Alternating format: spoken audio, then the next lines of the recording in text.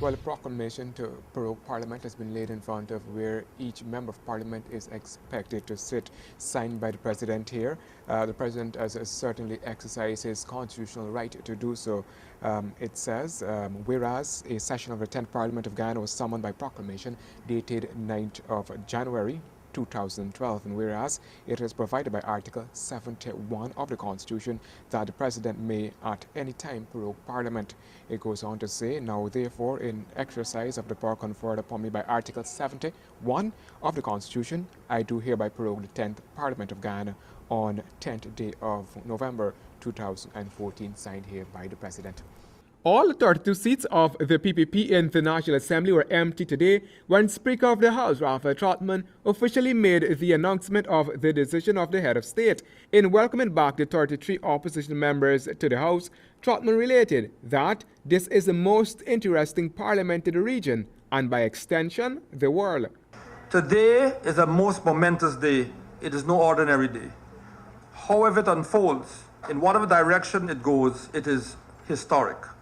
It presents for Guyana a crucible, something transformational. Our democracy will enter into a new orbit.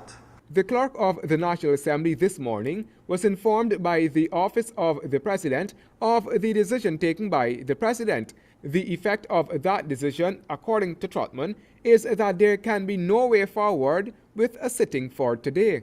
This is most unfortunate.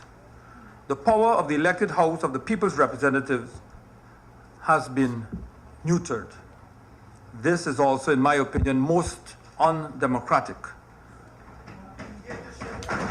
And this illegality is compounded by the fact that no certain date has been given for the restoration of normality.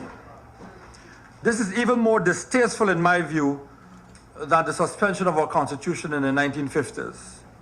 More distasteful because the difference between then and now is that then it was done by the mother country. Now it is done by our own. TROTMAN continued that their decision will take us into a new direction.